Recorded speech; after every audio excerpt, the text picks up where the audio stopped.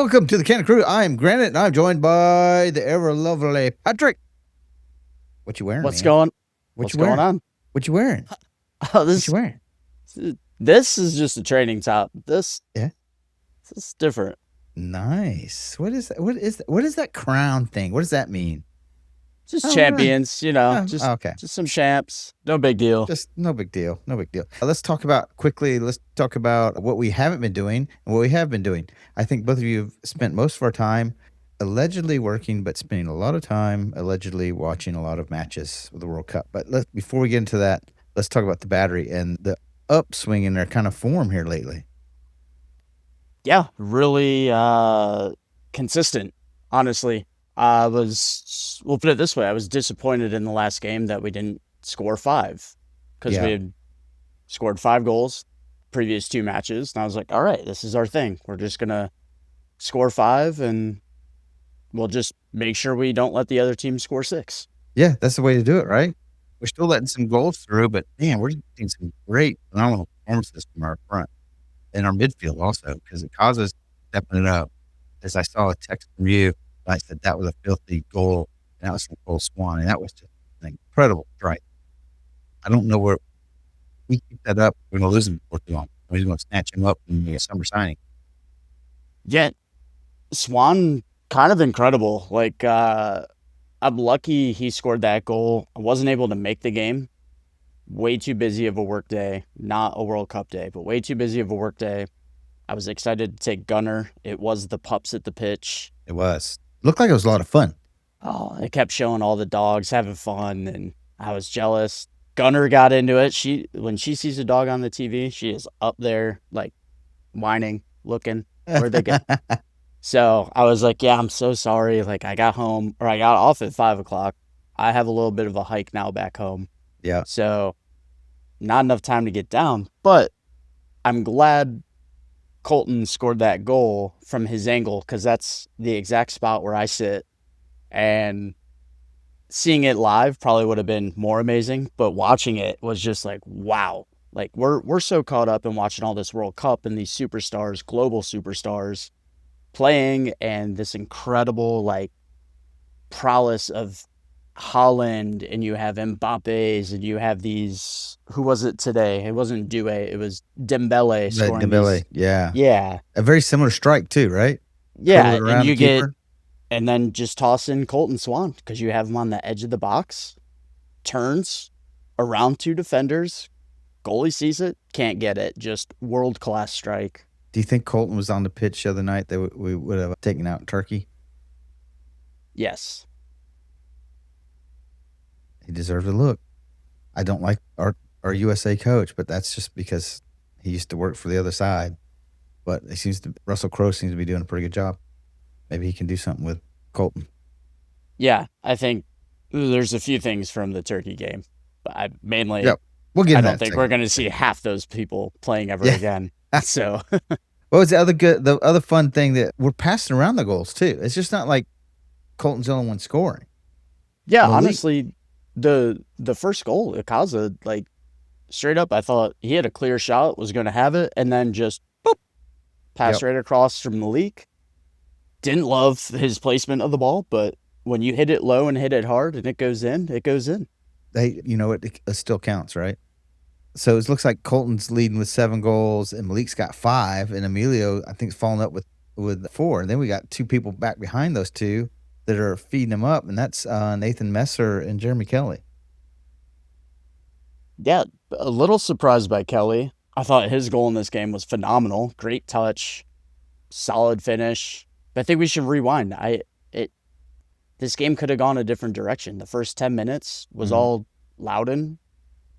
2 amazing shots, a great save, and an incredible block off the line by Messer, where the ball just falls to them. And this is where it kind of, I want to give the flowers to Messer, dude. Like, you're getting up, you're scoring these goals, you're getting these crosses and assists in, but you're on the line preventing the goals from going in, and that's incredible to see. We expect it out of like a Suber or Smith or Joey. So, I mean, but Joey, Yeah, but Messer just He's it's going both incredible. ways. Yeah, he's he's putting the assist in and they're on the goal line. Yeah, and Oh, he's no spry chicken. Like, we're not talking about a 19, 20-year-old kid here who just has endless energy. yeah, but he's French. They're ageless. Thierry Henry. Just list a bunch of them, right? Yeah, but honestly, I think his performance really, you need a big moment like that. So this huge block off the line, and I think that was a quick turning point for the Battery. And then from that point, we were just all attack, all possession. Even when we lost the ball, we quickly gained it back Yep. in the opposition's half, which speaks kudos to how we were set up from Coach Pierman and kind of the game plan and who's going to fill these spots and kind of just be in the correct positioning. So really well done on that end.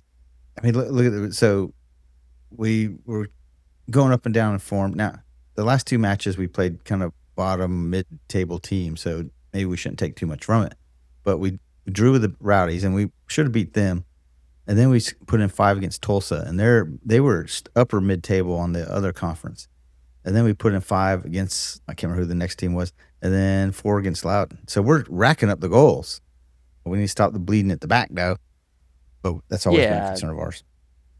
The other team was Jacksonville. And Yeah, honestly, I get what you're saying. These are games we should be scoring, we should be winning.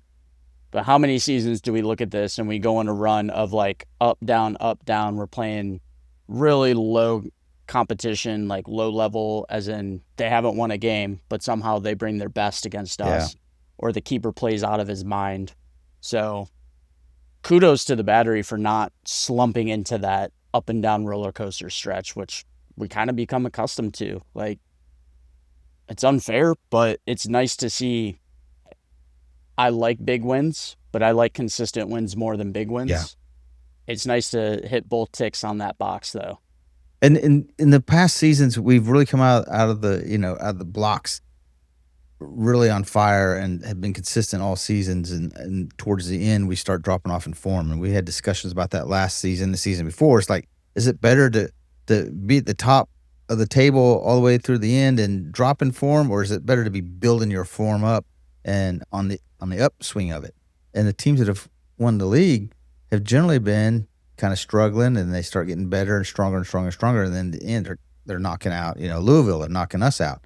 So maybe this is our upswing in our form and getting us ready for the postseason in a couple months. I will say we have hit really good form the past 2 years, and then we slumped very late, as in switching a lot of players, not really trying new things out, but just going out with a somewhat strong lineup the past 2 years near the playoff push and just not looking great. So I would prefer to not dip at all. I think all of us would prefer that. But let's say end of July, maybe get a loss or 2 losses and then start building that form back up into the playoffs, which is, I think any sports person, any league will tell you, consistency is it. And it doesn't matter if you have it early on and then you lose it. If you get it when the time matters, that's all people care about, because that's what makes a winner and what makes a loser. You just got to string together those last couple of matches. That's the reason why I don't like the format of playoffs, because it doesn't reward the team that's been consistent all season necessarily. True. And we would see a completely different landscape in the championship of teams and how they approach it, signings, holding players, bringing players in. It'd be completely different if that was the setup. I agree. I like that setup more. I think the American fans, we're all just kind of used to this playoffs, and I'm not just saying from soccer, but from all our sports. We're just accustomed to it growing up no matter what. So I don't think honestly, I don't think it's what we're going to see in the future. We're obviously not. They're trying to switch that whole format. But I don't think even the casual American fan cares about the playoffs. If you just tell them how it works and you go, hey, best team at the whole season, whoever's on top wins it, I think they would be okay with that. Yeah, it was interesting because last week, the week before, they were talking, brought out was Zlatan, and was talking about how he felt like Americans were soft in their sport leagues because they'd lose a match when he's playing for Galaxy and nobody'd be upset. And he was like, we should be upset. And they're like, no, we just got to make the playoffs. And I think that says volumes about, maybe our competitive nature or lack thereof. We just got to make it to the top 8 and then work our way to the end. But Yeah, and it's a different setup too. Like, it's nice when you have these cup competitions where you don't have to win it, but you just can't lose it. So yeah, it gives you that sort of feel like we're used to right now and getting to see the World Cup play out. And I don't know. I love the competitions of you have your groups and then you go into knockout rounds. But I love seeing a team have to work for it all season and get rewarded for their work. And I think as Battery fans, you would agree because we've finished number one so many times yeah. that we would take all those first place finish trophies instead of just Eastern Conference Finals or Eastern Conference champions. So I want to go back and look at Team of the Week stuff. Week 14, 15. You had Emilio Ycaza make Team of the Week. And he started out not as strong this season, and then he's just been building and building. And I think a lot of it's due to just they're now getting playing time together, and so they're starting to connect. Ben Pierman was the coach of the week. And then the following week, I think Miguel Berry's on the list, week 16. So we're consistently now starting to get players on Team of the Week, which doesn't really mean anything, but it just means that we're playing well and we're distributing it out, not just one player on it all the time. Like we got used to Aaron Malloy on there all the time, but now it's nice to see Miguel Berry pop up, see Ycaza pop up, see somebody else pop up there from week to week. Yeah, it's nice to see, and it's also your big name players on your team. Like your center striker, he doesn't have to be on it every week, but you expect maybe every other week or every 2 weeks he has some really good games, scoring some goals. And I think Barry's filing into that form right now. Mm-hmm. He's really coming into it. I think my difference maker for all the guys is Malik Foster. Like, big surprise out of nowhere, just kind of like exploded. The speed is there, but like his positioning now and getting balls from Ycaza or just being able to play in different locations, Yeah. I think that's such a difference maker for a team that relies on everybody now and not like that one focal guy. We don't have our Nick Marcanic. We don't have our Aaron Malloy. We don't have, even MD Myers, like this big focal point up top. So it's nice because we are sharing the ball, Yeah. but we're now getting these guys coming out and stepping up, and the confidence is building, and you can see it through everyone else on the team. I mean, And, Joey had 2 strikes back to back that oh, should man. have been goals. Yeah. And I don't think he's scored all season, and he's not a prolific scorer anyway, so he's getting paid to defend. But those 2 strikes, it was just, if the moon was a little lower on the horizon, I don't know, that would have went off the post in a little different direction. So do you think, looking back at Tampa Bay, because we were struggling, you think Tampa Bay was kind of our turning point on an upswing here? Did it give us some confidence, or did we just had confidence, we just weren't getting the results we wanted? I think it's just gelling, right? Like it is a team that is a completely rebuilt team for the most part. So it's just more time playing together, and you go through something where it is a tough team to play. I basically call it Battery 2.0. They just took everyone. So you kind of hold your own on that. You build the confidence. Like, it's built up for the fans. It's built up for the coach. It's built up for the players. You make it through that without losing a game. Okay, that's off the board. Let's move on to the next stuff. Let's approach this next game. There's not all this hype built up around it. And I feel like they did a good job. That's exactly how they approached it. Let's move on. Pierman got the guys to forget about it. Hey, this is what we're going to do. And they go out and light it up. Now we're 5 goals, 4 goals. I think something just is clicking now that you go through a team that's very dominant with a lot of dominant players and big names that we're used to.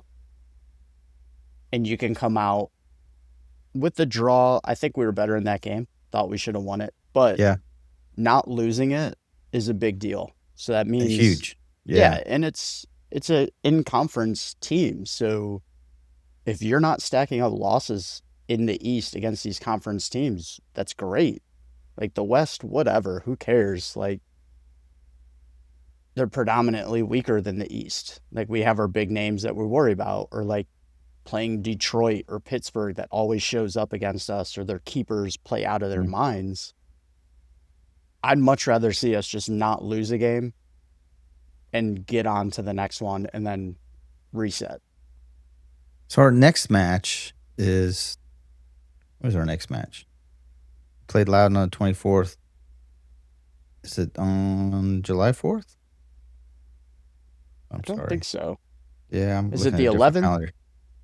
I'm looking at a different calendar. Hang on. Let me.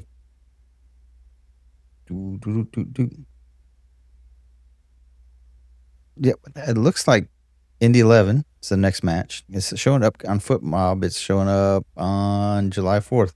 Indy 11, then July 11th is Charlotte, and that's a USL Cup match. And then it's Sacramento and Colorado Springs. Yeah, so the 11th is the next home match then. Yep. 11th the next home match. So what's the successful? Take out the cup match. How many points do we call July a success? How many games are we having? We have Indy, we have Sacramento, and we have Colorado Springs. I think if you could take 6, that's successful. 7 is above and beyond, and 9 is just completely absurd. You're going to get some accolades for Coach of the Month, players, all that. Yeah, because 2 of the 3 matches are away, except for that's excluding the cup match. But the other 3 matches, they're away. So if we can get 6, that would be fantastic. Yeah, and it's not too much, right? Yeah. Four games in a month. That's not absurd. Mm-mm. Plus, you got to remember, we're coming off of insane form right now. So yeah, realistically, I want to see some clean sheets coming up. I know it's not a big thing that we do in Charleston with certain keepers in net. And I know we've harped on this a lot and how we'd like to see someone else in there. But I think our cup keeper is phenomenal. I'd love to see him play in the league from time to time. But I feel like our run will be fine offensively. I don't care if we draw without scoring. I don't want to give up goals. Yeah.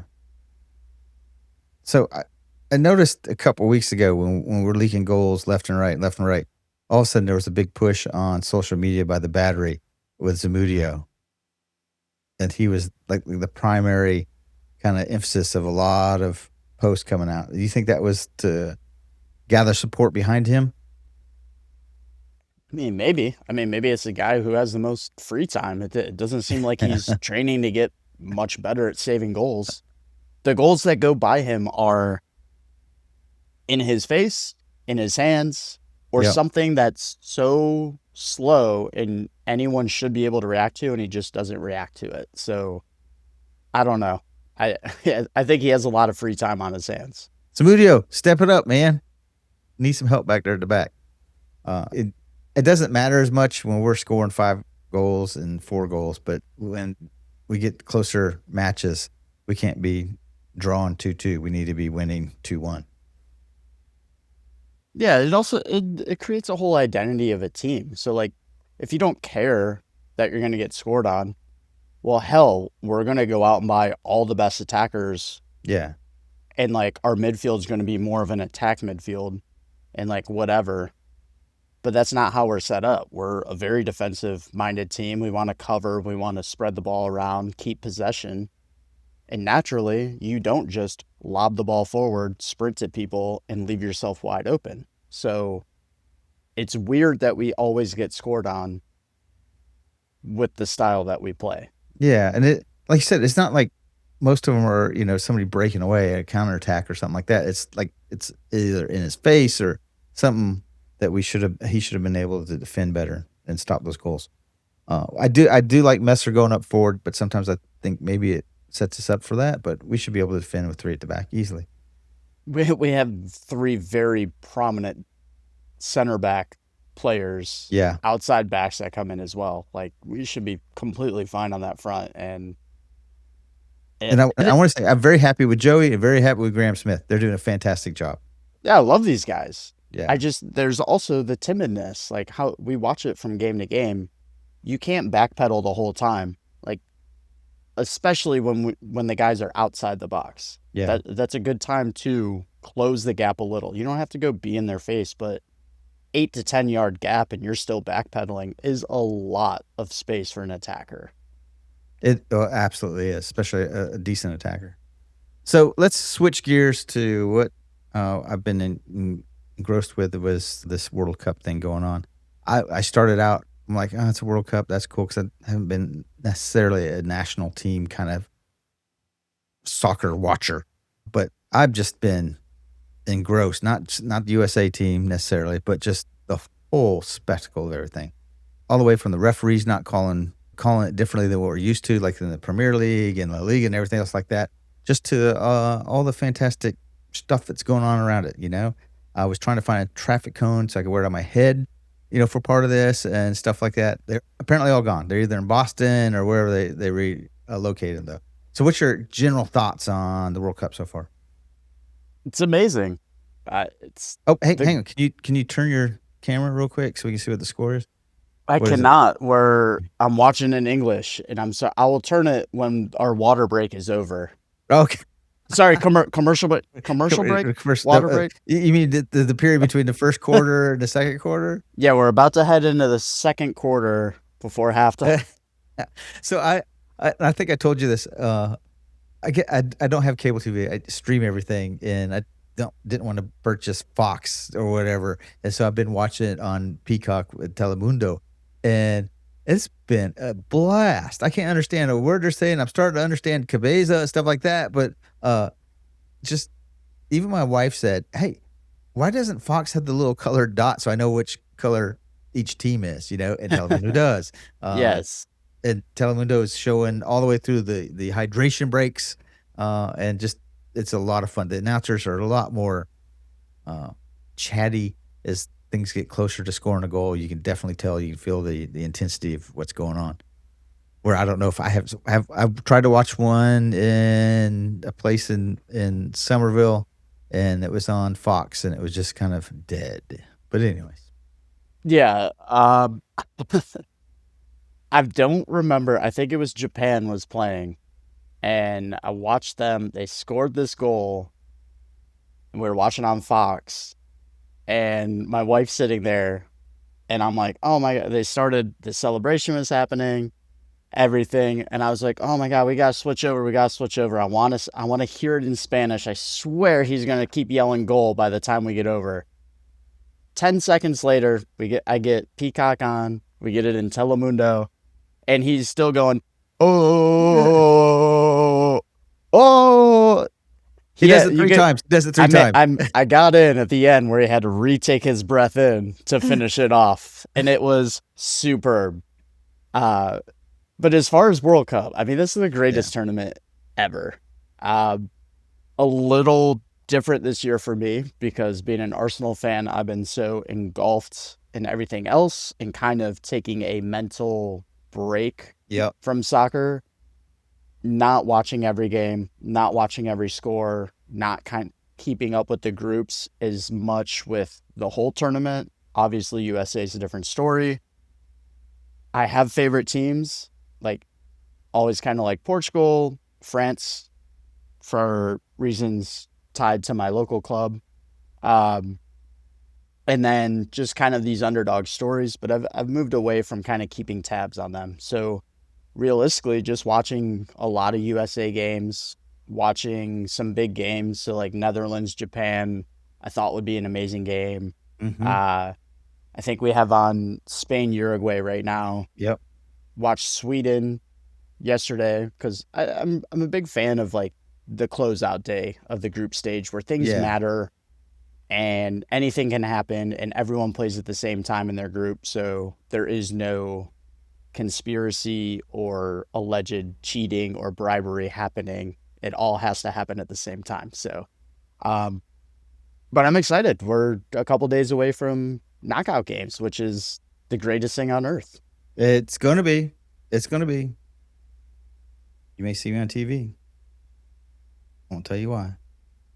You're going to be in a full kilt, walking around, getting cones off of signs. I might be wearing them, yeah. Yeah. So I might be attending a match or two. So it's nice to have friends that are generous. Let's put it that way.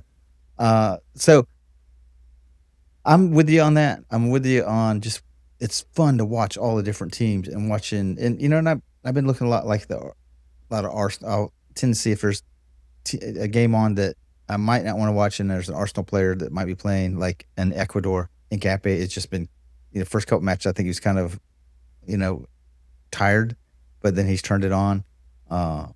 And watching him against Germany and Nkape getting the yellow card and I think it was Kai Havertz. They have a meme of him, looking at the referee like trying to argue with over why did you give him a yellow card? And it was kind of like the Arsenal buddies are still Arsenal through and through. So and it was on the Arsenal side. It's good to see Nkape signed with us.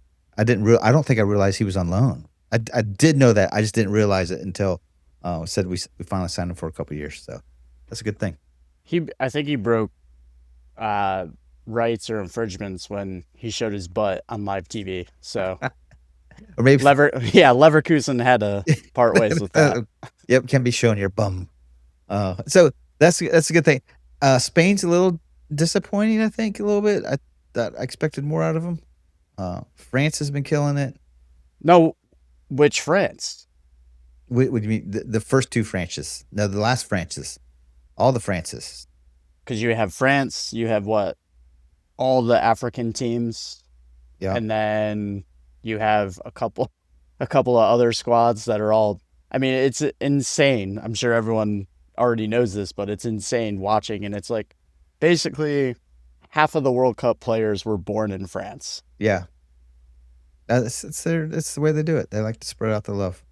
Have a bottle of wine, some cheese, baguette, and a couple players. That's the way it goes. It's lovely. They're a scary team. They're so fast and the match today was just I thought, well, this is going to be a good match. Norway and Norway sat, the big two. They didn't play today, but just watching France and Mbappe and Mbale, whatever, who and a couple other players, it was just fantastic. And of course, Saliba at the back. It's always fun to see, and it strikes me because I see him. In my mind, I see him in red and white, and then I see him in a different color jersey, and it shocks me and it scares me because I'm like, no, we need to make sure he comes back to Arsenal next year. Especially with the rooster on. Yeah, really I know. I'm very confused like that. So, but the rooster isn't perched on top of a ball, so that's the only way I know. It's true, and it actually looks like a rooster, not a spur, whatever that thing is called. Yeah, malnourished bird. Yeah, malnourished chicken shitbird. Okay, so what else you want to talk about? We're at 29 minutes. I hope I mean, we'll probably get into this in a few weeks, but obviously we'll be talking kind of setup of where the season's going, kind of the standings as we get into a more natural standings position where we can kind of see the tops, the middle, and kind of the bottom, and what's really going to be the difference in some of these bigger matches. Especially, I mean, the Battery have some huge ones at the end of the season. We have Louisville for sure, which is at home. Mm-hmm. I'm anticipating that being the season decider for kind of positioning for us. So, I mean, right now, nothing. I think we're playing well. World Cup's awesome to watch. Hope the boys keep going. Like to see some of the other guys get off the bench for some of these cup games, and I don't know, just keep rolling. Maybe, I mean, I'll take everything back if we just keep winning by 4 goals. Yes. Get scored on. That's fine. That's fine. Just keep that 4 goal difference every match, and we'll be fine. Yeah, because I'm sure it only bothers really one person at the end of the day. So, who, you or me? Coach Pearman. That's Coach Pearman. Yeah, just Coach Pearman. We just want a W. So as my wife pointed out, this is the season of the football. I want to proudly announce that she has now used a term at work that she learned watching football with the rest of us, most notoriously Benny White. And she used it apparently yesterday at work, and all the other employees thought it was fantastic. It's called shithousery. And so I was so proud of her to carry that into the workplace where they don't necessarily watch soccer. So I don't know what happened. I don't know who the shithouser was. I don't think it was her. She's pretty, straight laced and everything. But I'm glad. I feel like I've accomplished something. But it's always great to have that, to force your useless knowledge and terminology onto your wife. I can't tell you, my wife's sitting there half this World Cup tournament, and I'm just like, oh, you used to play for Arsenal. Oh, that was blah, blah. Exactly. She's like, who cares? That's when I turn my wife. No, we have some fantastic wives that put up with our addiction here, and I appreciate both of them immensely. She sung the Yorkerez song the other day. Yeah. She now knows it from me singing it countless amount of hours. But seeing him play with Sweden, I won't tell you any other comments that come out of her mouth about these teams, but that one was pretty funny to hear her just start the chant, and I was like, oh, okay. So, and kudos to my boss. He's a basketball guy. He's now trying to learn football. And so every morning's another teaching moment about football. He was a little disappointed in the USA Turkey match, but pointed out, said, hey, we weren't playing our strongest 11 because we already went on through. So there's people out there, have several people that are high ranking in the place where I work that are not necessarily soccer fans, but the World Cup is really bringing it to them, and they're really enjoying just the whole atmosphere, all the way from watching matches all the way to fans and everything else, all the stuff that goes on with it. I will say it is tough being an American with the World Cup here and like dealing with work and work schedules, because the USA are playing their knockout game on a Wednesday. And I feel like that should be a national holiday. Any other team in the world would just, if they're playing, no one's working. And personally, it's selfish, but like, I think that's kind of crazy. This is why the game of soccer or football in this country isn't ginormous. It's because of shit like this. Like, give the people off. Go watch USA. Go bare minimum, be patriotic. We can't cater to everyone's schedule and be like, it's going to be only Saturdays and Sundays that they'll play. That's not how this shit works. Figure it out. Give your employees the day off. Give them the afternoon off, bare minimum, and support your damn country. Or at least let them do shots at work if you have to keep them there. Out of office, Jen. They could be in office with the TV on. So not the last USA match, but the match before, myself and Mario and Chad joined us. We went to a place in Nexton, and I was sadly disappointed by how many people were not there to watch the USA match. And it seems like the people that were kind of gravitated towards the high top table we're at, but everybody else was just off doing their own thing, and I just wanted to blast people for that. So people need to get into it. Yeah, and the Battery are doing a very good job of putting out these posts for, here's some USA watch parties. My wife and I went over, I think this was the Thursday game you're talking about. Yep. We went over to Holy City. Phenomenal, packed out. Great time. It's just, every time I go there, I forget how big it is. So I'm just like trying to get a spot relative that's like, but they had TVs everywhere around the place that I didn't know about. So the game was all over.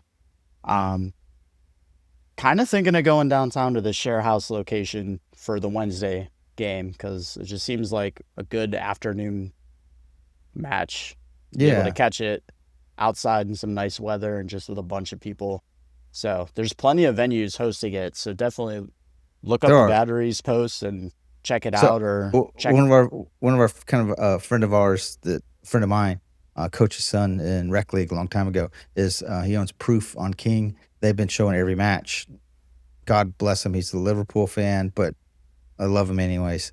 But they're doing fun things down there, different drinks and different drink specials. So yeah, everybody's got there. Back to the Battery, and I think Pierman's even doing stuff with the Post and Courier, giving his thoughts and predictions and stuff like that. So it's cool to have everybody integrated into the fabric of the soccer world here in Charleston. And on that, I have nothing else to say, sir. All good to go. I'll give the second half's kicking off. It's 1-0 Spain, so nice. We'll give everyone a little time to go ahead and watch the rest of these games before knockouts. I'm out of here. All right. See you.